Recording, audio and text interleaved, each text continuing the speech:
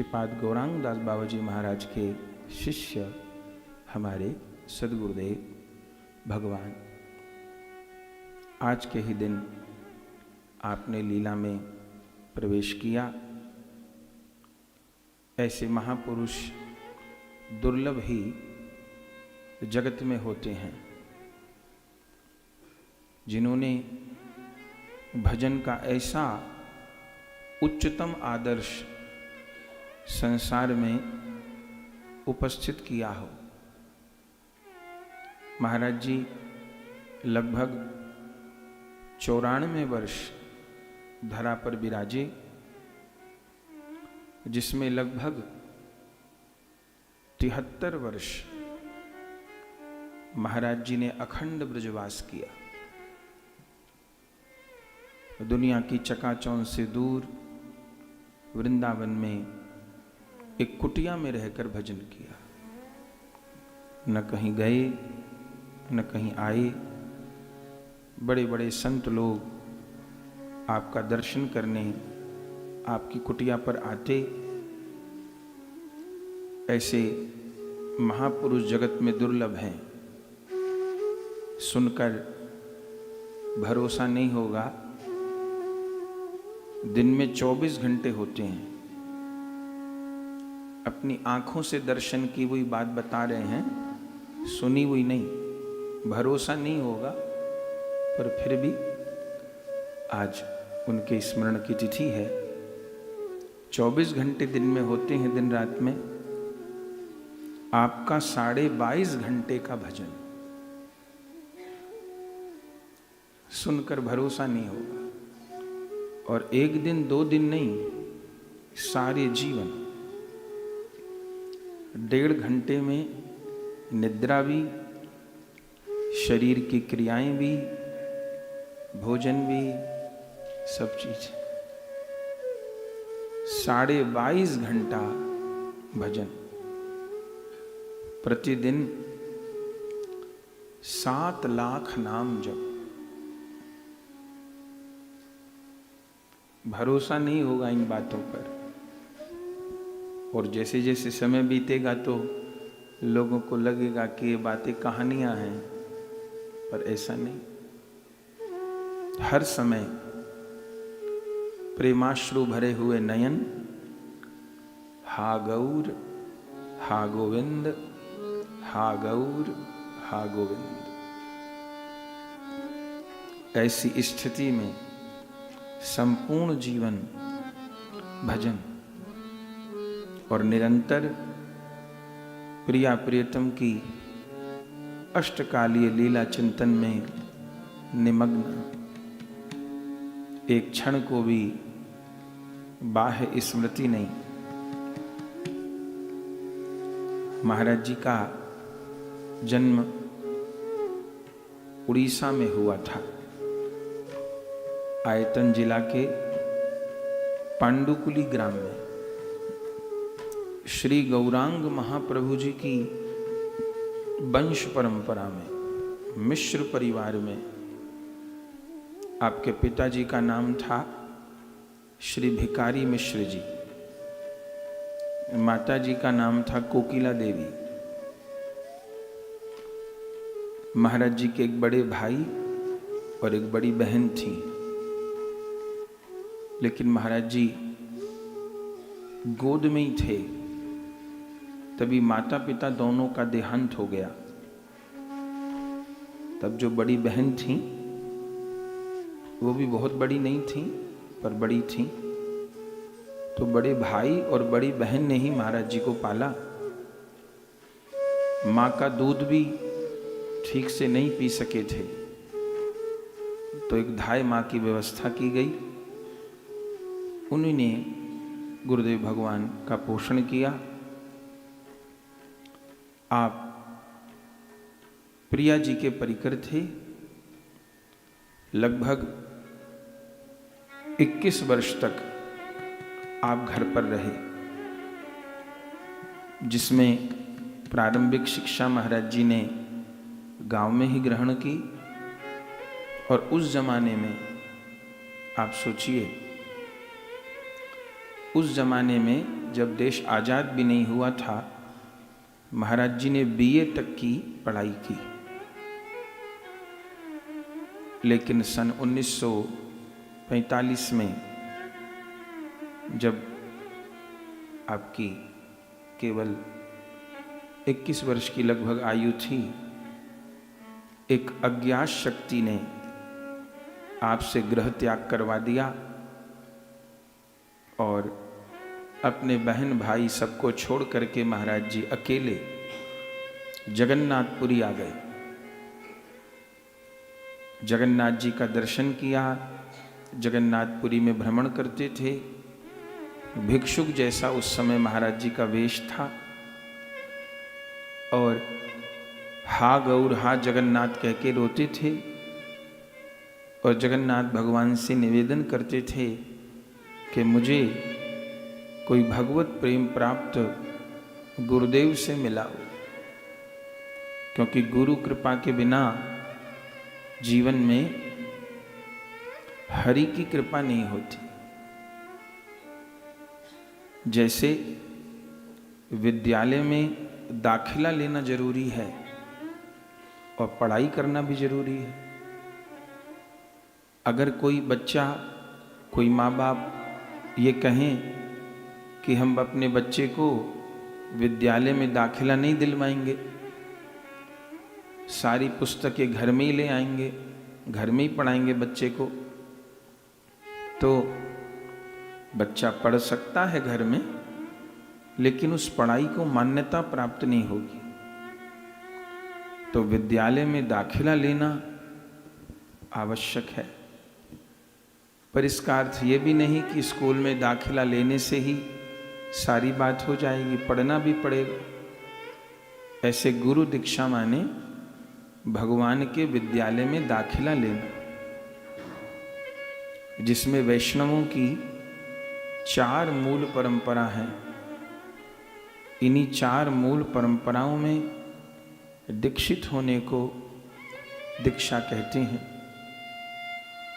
तो महाराज जी जगन्नाथ भगवान से रो रो कर प्रार्थना करती कि हमें हमारे गुरुदेव से मिलाइए।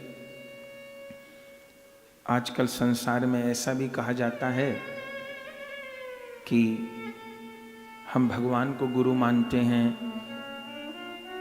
या हमने किसी पूर्व के संत को गुरु मान लिया है, तो गुरु की आवश्यकता नहीं। ऐसी बात नहीं है।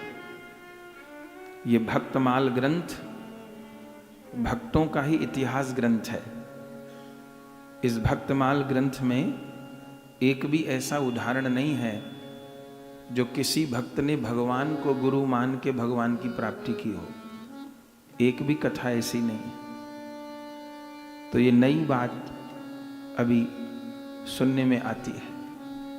हाँ, ये हो सकता है कि हमको अभी गुरु नहीं मिले, ये हो सकता है।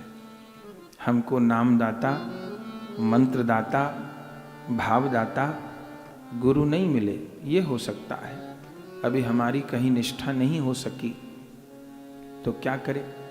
तो नाम करे और भगवान से प्रार्थना करे। बोले बिना गुरु दीक्षा के जो नाम जप होगा, जो नाम कीर्तन होगा, उसका क्या फल होगा?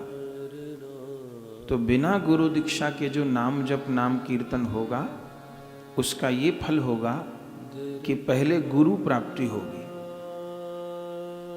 बिना गुरु दीक्षा के, गुरु शरणागति के जो नाम होगा, उसका पहला फल ये होगा कि किसी गुरु की प्राप्ति होगी पहले, और फिर गुरु सानिध्य में गोविंद की प्राप्ति होगी, भगवत सेवा की प्राप्ति होगी।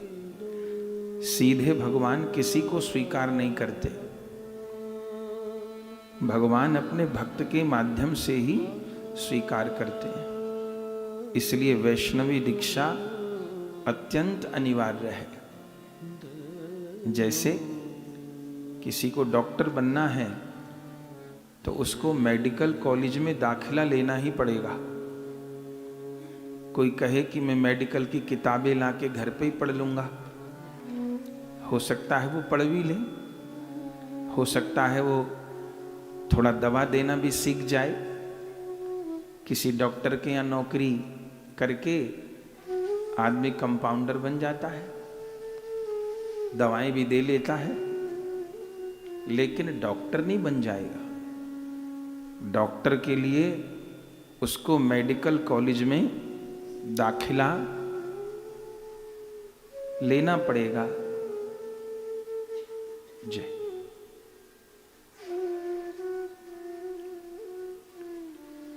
मेडिकल कॉलेज में दाखिला लेना पड़ेगा और विधिवत पढ़ाई करनी पड़ेगी। ऐसे ही जिसको भगवत प्राप्ति करनी है, जिसके लिए भजन कीर्तन साधन केवल मनोरंजन का उपाय है, उसके लिए तो नहीं, पर जिसको इस संसार सागर से पार उतरना है, इसी जन्म में राधा गोविंद की प्राप्ति करनी है, उसको विधिवत गुरु दीक्षा ग्रहण करनी ही होगी, आश्रय ग्रहण करना ही होगा और उस उपासना पथ पर चलना ही होगा। जैसे इंजीनियर बनने के लिए इंजीनियरिंग कॉलेज में दाखिला लेना पड़ेगा, डॉक्टर बनने के लिए मेडिकल कॉलेज में दाखिला लेना पड़ेगा, जहां जाना है वहां की टिकट लेनी पड़ेगी और उस गाड़ी में बैठना होगा। दिल्ली की गाड़ी में बैठ के बंबई नहीं पहुंचेंगे, बंबई की गाड़ी में बैठ के कलकत्ता नहीं पहुंचेंगे, जहां की टिकट लिए हैं, जिस गाड़ी में बैठे हैं वहीं पहुंचेंगे। हाँ, फिर टिकट लेके गाड़ी में बैठ गए, अब कोई बात नहीं, अब ये नहीं पूछा जाएगा कि नहा के बैठे हो कि बिना नहाए बैठे हो, बैठने वाले ने साफ कपड़े पहने हैं कि मैले कपड़े पहने हैं, बैठने वाला पढ़ा लिखा है कि मूर्ख है, ये नहीं पूछा जाएगा, पर टिकट ली है और उस गाड़ी में बैठ गए। तो अपने गुरु महाराज जगन्नाथ पुरी में व्याकुल भाव से, हे जगन्नाथ जी मुझे गुरु प्राप्ति कराइए, ऐसा रो रो के निवेदन करते थे। तभी मानो जगन्नाथ भगवान ने ही अपना संदेशवाहक भेज दिया। एक अनंत राम नाम के संत गुरुदेव को वहाँ जगन्नाथपुरी में मिले और कहा, तुम गुरु प्राप्ति के लिए व्याकुल हो रहे हो, वृंदावन चले जाओ। वृंदावन धाम में महान रसिकाचार्य श्रीपाद गौरांग दास बाबा जी महाराज रमण रेती में निवास करते हैं। वे साक्षात युगल प्रेम की मूर्ति हैं। वे निरंतर प्रिया प्रियतम के साथ विहार करते हैं। प्रिया प्रियतम उनके हाथ से भोग ग्रहण करते हैं। प्रिया प्रियतम उनके हाथ से पान की बेरी ग्रहण करते हैं। वहां जाकर के तुम्हारा कल्याण होगा।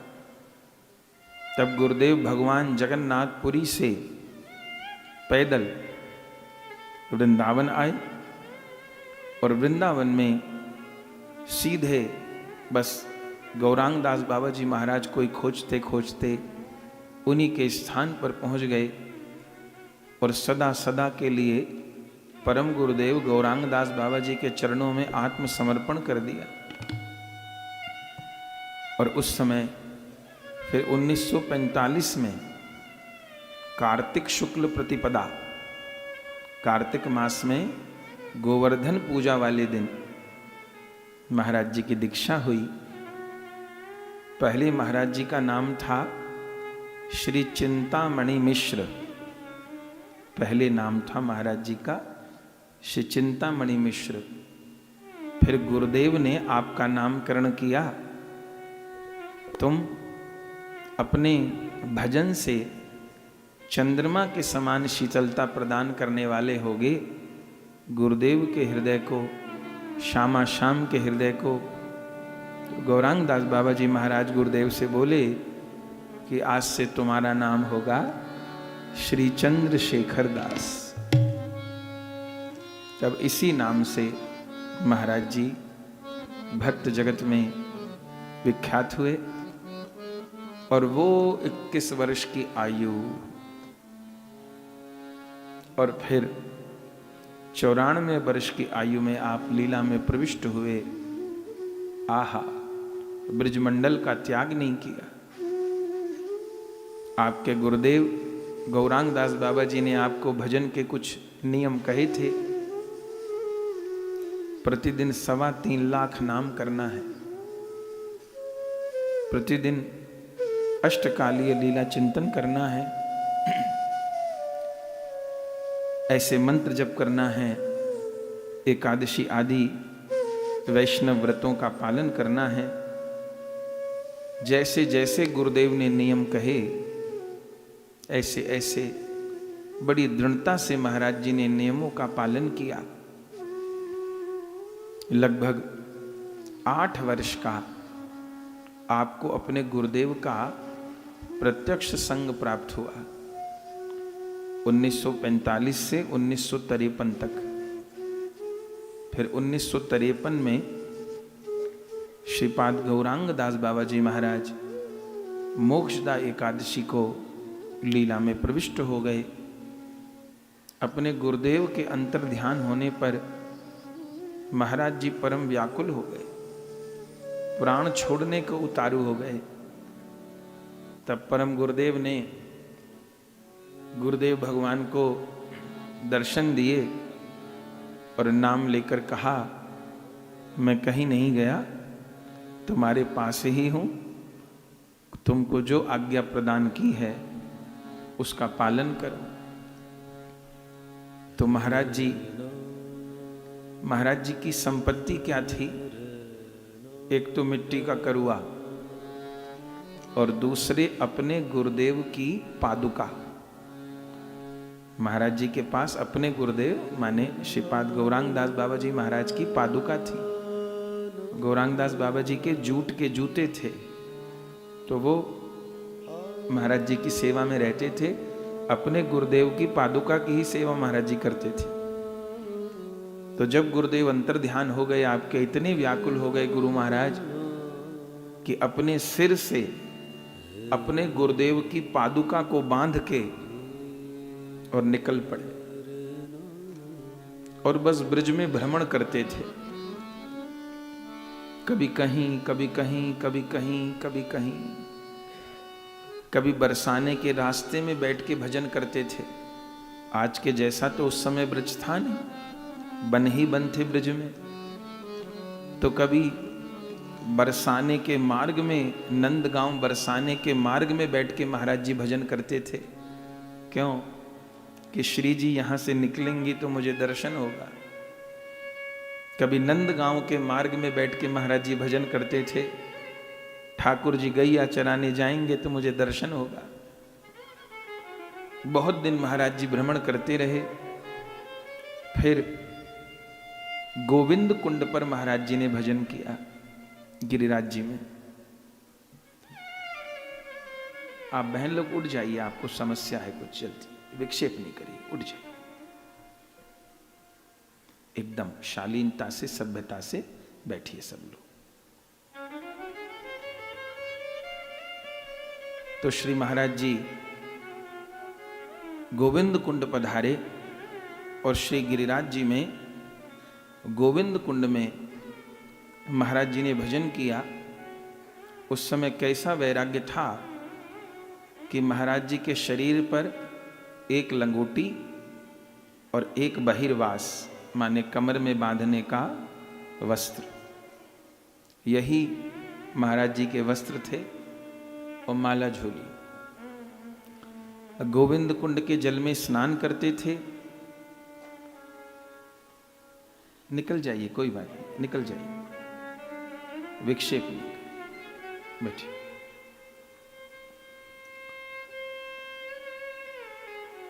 तो गोविंद कुंड पर महाराज जी निवास करते थे। एक जोड़ी ही माने एक ही शरीर पर लंगोटी और एक ही बहिर्वास, दूसरा वस्त्र नहीं था। स्नान करते गोविंद कुंड में और उसी गीले वस्त्रों में बैठकर भजन करते। कुटिया थी गोविंद कुंड पर और दिन में एक बार गिरिराज जी में कहीं किसी ब्रजवासी के घर पर भिक्षा लेने जाते, वो एक बार 24 घंटे में भिक्षा करते, बाकी पूरी समय भजन करते। ऐसे बहुत दिन महाराज जी गोविंद कुंड विराजे। वो लंगोटी और वो वस्त्र, महाराज जी का एक ही वस्त्र था, दूसरा वस्त्र नहीं था। उसी को पहन के नहा लेते थे, उसी को शरीर पे सुखा लेते थे, बैठ जाते थे तुरंत भजन में। बंधुओं, पहनते पहनते वो वस्त्र घिस गया। पहले तो वो ऊपर का जो बहिर्वास था वो घिसा, फट गया। फिर धीरे धीरे महाराज जी की जो लंगोटी थी वो भी घिस गई। दूसरा कपड़ा ही नहीं था, ऐसा वैराग्य से आपने भजन किया। फिर भी किसी तरह लंगोटी को, बहिर्वास को बांध के महाराज जी, और कपड़ा नहीं, बस कमर में कपड़ा पहनते रहे। एक दिन तो गोविंद कुंड स्नान किया और कुटिया में आए तो वो पूरा चीथड़ा हो गया वस्त्र और गिर गया, लंगोटी भी गिर गई, थोड़ा भी वस्त्र शरीर पे नहीं रहा। और गुरुदेव भगवान कुटिया में बैठ गए। अब भिक्षा मांगने कैसे जाएं, क्योंकि एक भी वस्त्र शरीर पे नहीं रहा। बंधुओं, 3 दिन तक बिना कुछ पाए, बिना कुछ जल पिए, बिना कुछ भोजन किए, एक आसन पर महाराज जी भजन करते रहे। गोविंद कुंड की बात है ये। 3 दिन तक एक ही आसन पर महाराज जी भजन करते रहे। शरीर पर वस्त्र नहीं, कैसे किसी ब्रजवासी के घर रोटी मांगने जाएं। जब 3 दिन बीत गए तो किशोरी जी से नहीं रहा गया और साक्षात किशोरी जी अपने गुरुदेव भगवान के लिए भोजन लेके आए। ये कोई 200-500 साल पहले की बात नहीं बता रहे, अपने गुरु महाराज की कथा सुना रहे।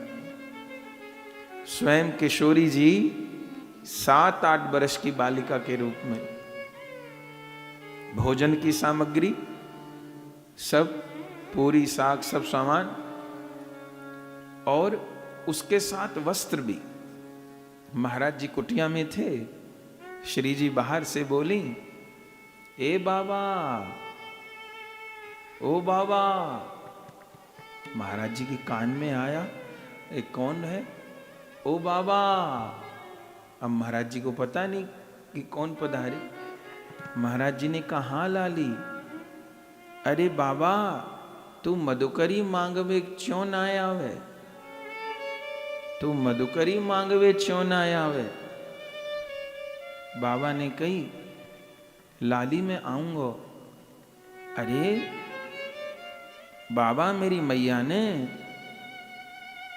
मधुकरी भेजी है, तो 3 दिन आते मांगवे नहीं आयो, ले मैं दे दूं। तो महाराज जी ने वस्त्र ही नहीं पहन रखा था। तो महाराज जी बोले, नहीं लाली, भीतर नहीं आना, तू बाहर से ही सरका दे। तो श्री जी बाहर ही रही और बाहर से इन्होंने भीतर, चूंकि महाराज जी ने मना कर दिया, उनको था कोई ब्रजवासी की बेटी होगी, बच्ची होगी। तो बाबा प्रसाद पाए लियो, और ये कह करके श्री जी पधार गए। प्रसाद अंदर रख दिया, अंदर सरकाया। तो महाराज जी ने फिर उस प्रसाद को देखा तो प्रसाद तो था ही, साथ में जैसा सफेद वस्त्र महाराज जी पहनते थे, ऐसा श्वेत वस्त्र सूती, उसमें खूब बड़ा, माने लंगोटी भी बन जाए, बांधने का भी बन जाए, ओढ़ने का भी बन जाए, इतना कपड़ा। तो महाराज जी सोच रहे कि ब्रजवासी रोटी दे गए, ये तो हो जाता है कि मांगने जाते थे, जहां पर उनको लगा होगा कि भाई नहीं मांगने आए, तो ब्रजवासी यहाँ रोटी तो दे के जा सकता है, लेकिन कपड़ा क्यों देगा ब्रजवासी? वो भी बिना मांगे, बिना चाहे कपड़ा क्यों देगा? तो महाराज जी को लगा कि कोई बात है। फिर महाराज जी तुरंत उस वस्त्र से शरीर को अपने ढके और जैसे बाहर आए कि वो कौन लाली है, देखो तो सही कौन आया है। तो कपड़ा बांध के जैसे महाराज जी आए तो श्री जी तो नहीं थी, पर रज में श्री जी के चरण छपे हुए थे। किशोरी जी के सारे चिन्हों से युक्त चरण छपे हुए थे। तब गुरुदेव भगवान उन्हीं चरण चिन्हों पर गिर गए, व्याकुल हो। कब तक पड़े रोते रहे। फिर भीतर आए महाराज जी और फिर उस प्रसाद को पाया। एक एक कौर में ऐसा स्वाद कि मानो जन्म जन्म की तृप्ति हो गई। वो तो किशोरी जी के हाथ का प्रसाद था। महाराज जी पाते जाएं गुरुदेव, रोते जाएं, पाते जाएं, रोते जाएं, पाते जाएं, रोते जाएं। विभोर हो गए रोते रोते। और तभी तंद्रा लग गई महाराज जी को, नेत्र बंद हो गए, समाधि लग गई।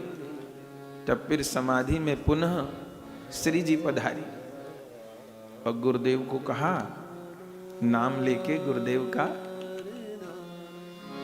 तू मेरी है। महाराज जी को क्या बोली श्री जी, तू मेरी है। और महाराज जी को उनका स्वरूप भी बताया। महाप्रभु जी के मार्ग में 3 प्रकार से गुरुदेव की कृपा होती है, नाम दीक्षा, मंत्र दीक्षा और स्वरूप दीक्षा। आखिर में गुरुदेव साधक का स्वरूप बताते हैं कि आपका प्रिया प्रीतम की सेवा में, लीला में ये नाम है, ये स्वरूप है। तो इस स्वरूप से, इस भाव से सेवा करनी है। तो गुरुदेव भगवान को स्वयं श्री जी ने स्वरूप का निर्देश किया। अपने यहां से 2 ग्रंथ प्रकाशित होते हैं, वैष्णव उपयोगी पाठ और श्री गुरु कथा। और भी आगे ग्रंथ प्रकाशित होने हैं। तो उस गुरु कथा ग्रंथ में गुरुदेव का चरित्र भी दिया गया है। आप ले सकते हैं उन ग्रंथों को, बहुत अच्छे ग्रंथ हैं, वैष्णवों के काम आने लायक ग्रंथ हैं। तो उसमें गुरुदेव का संक्षिप्त चरित्र भी दिया है। तो श्री जी ने गुरुदेव को कहा, तू मेरी है, और गुरुदेव का स्वरूप भी बताया और कहा कि मेरी लीला में तेरी शयन कुंज सजाने की सेवा है। माने शयन के समय प्रिया प्रीतम जिस शयन कुंज में विराजते हैं, जिस शैया पे पौड़ते हैं, तो गुरुदेव भगवान को कहा कि शैया की, शयन कुंज की तेरी सेवा है। और फिर आज्ञा की महाराज जी को, अब तुम वृंदावन चले जाओ, वृंदावन में रह के भजन करो, सब समय तुम्हारे हृदय में मेरी लीला को प्रकाश होएगा। और फिर महाराज जी और श्री जी ने आदेश कर दिया। तो फिर गोविंद कुंड से महाराज जी गिरिराज जी से वृंदावन आ गए।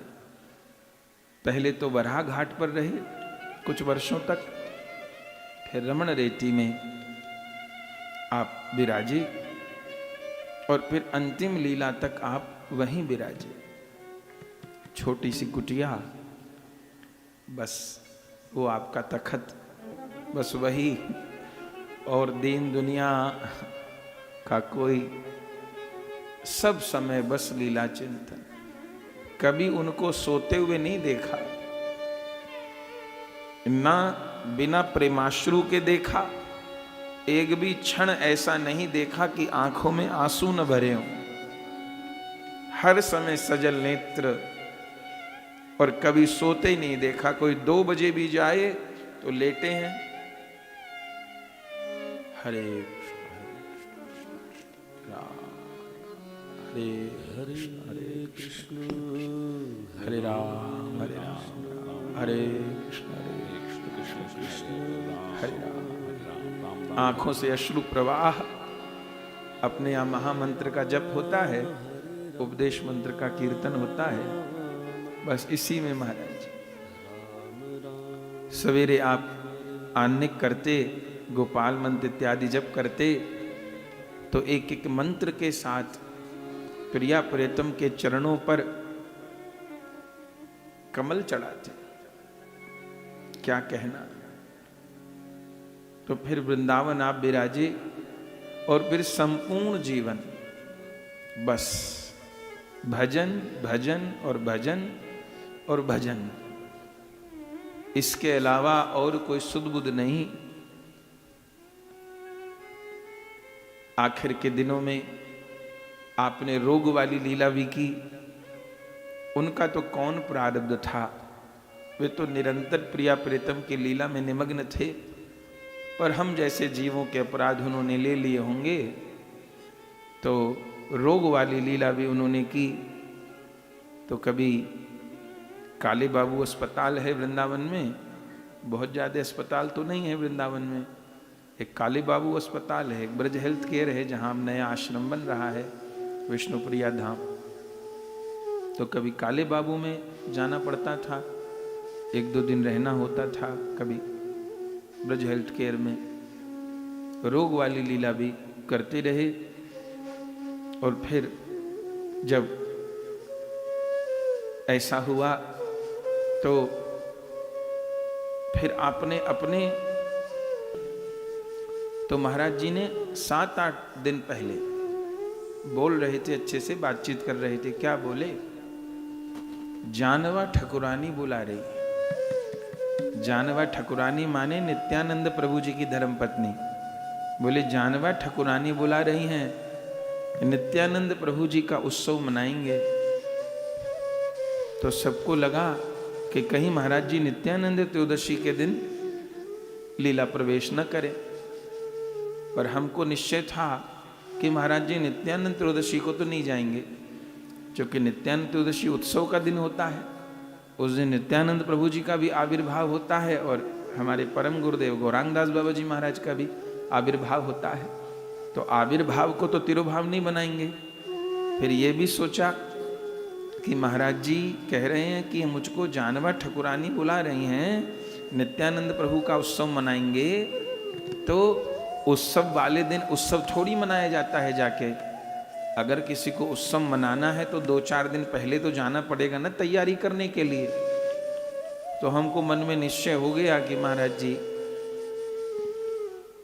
नित्यानंद त्रयोदशी से पहले जाएंगे। और फिर आज भीष्म अष्टमी का दिन था। दिन भर सब ठीक चलता रहा और हमको एक मन में एक और निश्चय था कि महाराज जी अपनी सेवा के समय जाएंगे। पहले तो गोपनीय था, अब चूंकि महाराज जी लीला प्रवेश कर गए तो इसलिए बोल सकते हैं। महाराज जी की नित्य निकुंज में प्रिया प्रियतम की शैया लगाने की सेवा, तो शैया तो रात्रि में लगेगी। तो हमको था कि महाराज जी अपनी सेवा के समय पर जाएंगे। तो आज के दिन भीष्म अष्टमी को रात को 8:40 पर ठाकुर जी की संध्या आरती हो चुकी थी और अपनी कुटिया में ही थे। तो अस्पताल तो ले जाना नहीं था, चूंकि था तो ऑक्सीजन आदि का प्रबंध सब कुटिया में कर दिया गया था। और अपने आसन पर ही महाराज जी स्थान पे ही थे। और पहले सब कोई महाराज जी ने भेज दिया लीलांतर ध्यान करने से पहले। किसी को कंबल ले आओ, जल ले आओ, चादर ले आओ, ये ले आओ, वो ले आओ, कोई इधर गया, कोई उधर गया। और जैसे सब लोग इधर उधर हुए, कहाँ तो महाराज जी बोल नहीं पा रहे थे, माने ऐसे बोल रहे थे, जोर से नहीं बोल पा रहे थे, धीरे धीरे बोल रहे थे, क्या कहें। और जब लीला अंतर ध्यान का समय आया तो गौर गौर गौर गौर गौर गौर, बाहर एक बाबा थे, तो जोर से महाराज जी की आवाज आई तो लगा कि इतनी जोर से तो बोलेंगे नहीं अभी। तो सब लोग भाग के गए। तब तक तो हा निताई, हा गौर, हा निताई, हा गौर कहते कहते आप लीला में प्रविष्ट हो गए। अगले दिन नवमी को महाराज जी को यमुना जी ले जाया गया। महाराज जी के आदेश बड़े कड़े थे। मेरा संस्कार ऐसे हो जैसे किसी भिखारी का होता है, ठाट बाट से नहीं हो, भिखारी की तरह हो।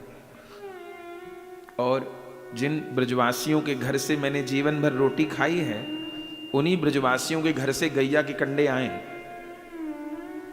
और जिस स्थान पर रहे जीवन भर, वो मेरे जाते ही जिनका स्थान था, उनके गुरु भाई का स्थान था। तो पहले तो इतनी कीमती जगह नहीं थी, और उनके गुरु भाई ने रहने को दे दिया था, महाराज जी की दृष्टि नहीं थी। फिर बाद में वो बहुत कीमती हो गई जगह, तो उन्हीं के पोते थे, तो पहले ही कह दिया था कि मेरा शरीर निकले उससे फिर लौट के इधर आना नहीं। उन लोगों को चाबी दे देनी है, माने जीवन भर जहां रहे हो उस स्थान की बात। तो सब ब्रजवासी, सुनरक गांव के ब्रजवासी, जहां से महाराज जी की मधुकरी आती थी, जब तक महाराज जी चल पाते थे तब तक मधुकरी को जाते थे, भिक्षा के लिए जाते थे सुनरक गांव में। फिर बाद में ब्रजवासी आ जाते थे, तो वहीं से सब ब्रजवासी अपने घर से गैया का कंडा लेकर के आए। गुरुदेव भगवान की अंतिम शैया हमने सजाई थी यमुना जी के तट पे, और फिर हजारों हजार ब्रजवासी सब रोते हुए, कीर्तन करते हुए, किसी के हाथ में गैया का कंडा था, किसी के हाथ में तुलसी थी, तुलसी का काष्ठ था, महाराज जी को यमुना जी के किनारे वहीं अग्नि प्रदान की गई। हमारी पागल जैसी दशा हो गई, और कह तो क्या सकते थे। पहला दिन, वो दिन जैसे बीता, गौर कथा भी चल रही थी, वो दिन भी बीत गया जिस दिन संस्कार हुआ। रात को भी रोते रोते आंख लग गई, कब मेरे को खबर नहीं, आंख लग गई। फिर वही दृश्य कि यमुना जी के तट पर अग्नि जल रही है, और हम फूट फूट कर रो रहे हैं। और गुरु का वियोग तो था ही मन में, लेकिन ये भी पीड़ा कि अपनी गुरु परंपरा में सबकी पूर्ण समाधि हुई। बड़े बाबा जी महाराज की पूर्ण समाधि समाजवाड़ी में, रामदास बाबा जी महाराज की पूर्ण समाधि पाटवाड़ी में, गौरांग बाबा जी की पूर्ण समाधि वृंदावन रमण रेती पर। तो लगा कि महाराज जी तो बाल ब्रह्मचारी विरक्त महापुरुष, तो उनको अग्नि नहीं, उनकी तो समाधि होनी चाहिए थी। पर यही कहा गया कि महाराज जी कह के गए थे कि नहीं, समाधि नहीं, अग्नि दी जाए, ऐसा।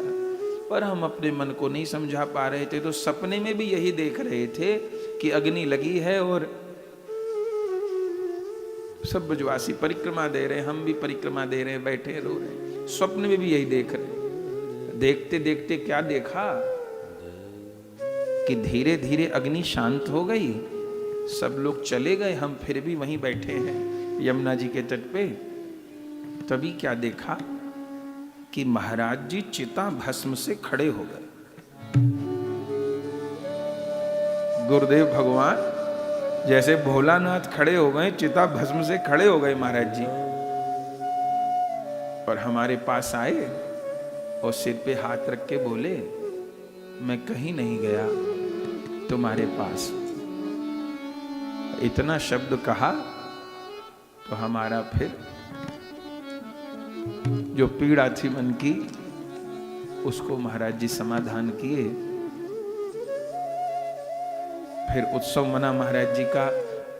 फिर पहले वर्ष से ही हमने निश्चय किया कि गुरुदेव का नाम जप करके उत्सव मनाया करेंगे। पीछे गुरुदेव का शताब्दी वर्ष था, तब भी एक वर्ष तक 1100 करोड़ नाम जब भारतवर्ष में अलग अलग जगह वैष्णवों ने किया। 1100 करोड़ नाम हुआ था गुरुदेव की शताब्दी वर्ष पर। फिर प्रतिवर्ष जो तिरुभाव उत्सव आता है, जन्मोत्सव जब हुआ 100वां, तो 1100 करोड़ नाम हुआ।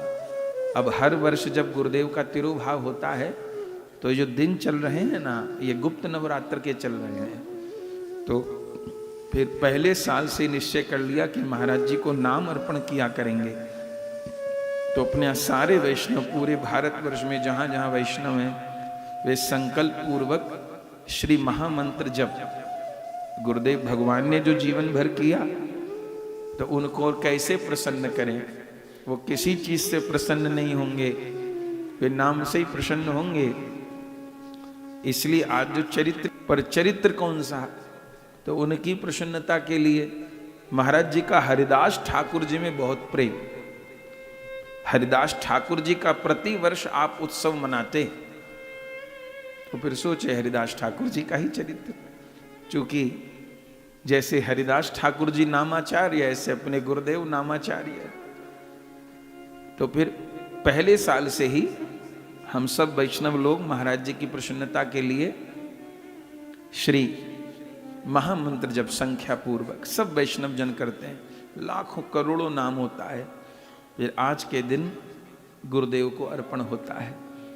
वृंदावन में भी उत्सव होता है, गाजियाबाद में भी उत्सव चल रहा है। तो पहले साल से ही गुरुदेव के लिए नाम जप संख्या पूर्वक करना और फिर गुरुदेव भगवान को समर्पित करना। तो ऐसे आज गुरुदेव भगवान की पावन तिथि है। उनकी तिथि पर नाम